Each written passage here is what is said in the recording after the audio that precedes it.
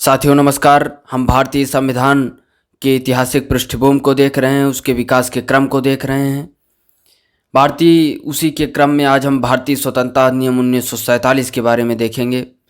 20 फरवरी 1947 को ब्रिटिश प्रधानमंत्री क्लीमेंट एटली ने घोषणा की कि 30 जून 1947 को भारत में ब्रिटिश शासन समाप्त हो जाएगा।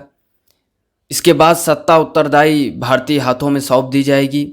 इस घोषणा पर मुस्लिम लीग ने आंदोलन किया और भारत के विभाजन की बात कही।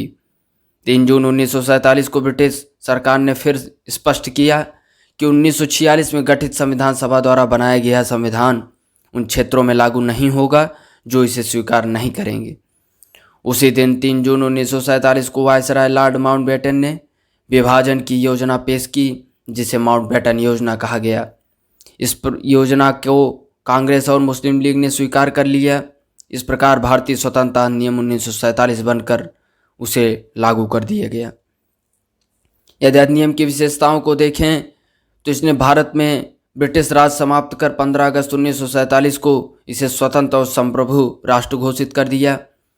इसने भारत का विभाजन कर 2 स्वतंत्र डोमिनियनों संप्रभु राष्ट्र भारत और पाकिस्तान का सृजन किया, जिन्हें ब्रिटिश राष्ट्रमंडल से अलग होने की स्वतंत्रता थी।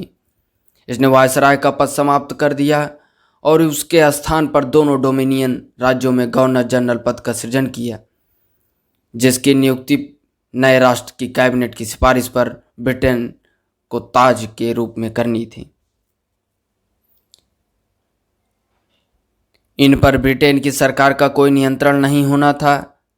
इसने दोनों डोमिनियन राज्यों संविधान सभाओं को अपने देशों का संविधान बनाने और उसके लिए किसी भी देश के संविधान को अपनाने की शक्ति दी। सभाओं को यह भी शक्ति थी कि वे किसी भी ब्रिटिश कानून को समाप्त करने के लिए कानून बना सकती थी। यहाँ तक कि उन्हें स्वतंत्रता अधिनियम को भी निरस्त करने का अधिकार था। इसने दोनों डोमिनियन राज्यों के संविधान सभाओं को यह शक्ति प्रदान की कि वे नए संविधान का निर्माण एवं कार्यान्वित होने तक अपने अपने संबंधित क्षेत्रों के लिए विधानसभा बना सकती थी। 15 अगस्त 1947 के बाद ब्रिटिश संसद में पारित हुआ कोई भी अधिनियम दोनों डोमिनियनों पर तब तक लागू नहीं होगा जब तक कि दोनों डोमिनियन इस कानून को मानने के लिए कानून नहीं बना लेंगे। इस कानून ने ब्रिटेन में भारत सचिव का पद समाप्त कर दिया। इसकी सभी शक्तियां राष्ट्रमंडल मामलों के राज्य सचिव को स्थानांतरित कर दी गई। इसने 15 अगस्त 1947 से भारतीय रियासतों पर ब्रिटिश संप्रभुता की समाप्ति की घोषणा की। इसके साथ ही आदिवासी क्षेत्र समझौता संबंधों पर भी ब्रिटिश हस्तक्षेप समाप्त हो गया। इसने भारतीय रियासतों को यह स्वतंत्रता दी कि वे चाहें तो भारतीय डोमिनियन या पाकिस्तान डोमिनियनों के साथ मिल सकती हैं या स्वतंत्र भी रह सकती हैं।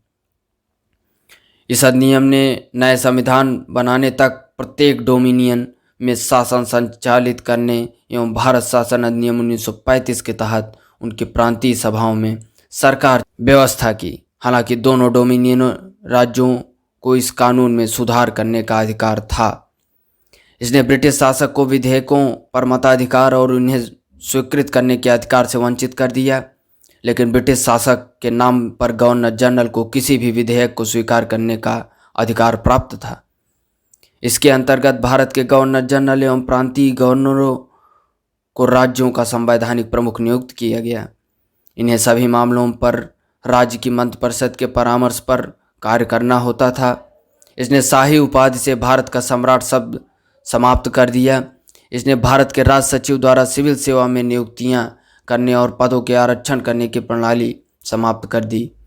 15 अगस्त 1947 से पूर्व के सिविल सेवा कर्मचारियों को वही सुविधाएं मिलती रहीं जो उन्हें पहले से प्राप्त थी। 14 से 15 अगस्त 1947 की मध्य रात को भारत में ब्रिटिश शासन का अंत हो गया और समस्त शक्तियां 2 नए स्वतंत्र डोमिनियनों भारत और पाकिस्तान को स्थानांतरित कर दी गई। लॉर्ड माउंटबेटन नए डोमिनियन भारत के प्रथम गवर्नर जनरल बने। उन्होंने जवाहरलाल नेहरू को भारत के पहले प्रधानमंत्री के रूप में शपथ दिलाई। 1946 में बनी संविधान सभा को स्वतंत्र भारत डोमिनियन की संसद के रूप में स्वीकार कर लिया गया। तो यह रही भारतीय स्वतंत्रता अधिनियम 1947 की विशेषता, जिसके तहत हमें आज़ादी मिली और आज़ादी के साथ साथ विभाजन की विभीषिका भी मिली, जिसके तहत हमारे हजारों नागरिक, लाखों नागरिक बेघर हुए, मारे गए। और यह दुख दर्द आज तक भारत झेल रहा है आतंकवाद के रूप में। तो ये सभी विशेषताएं हमने देखी। आगे भी हम अन्य महत्वपूर्ण मुद्दों पर बात करेंगे। धन्यवाद। जय हिंद।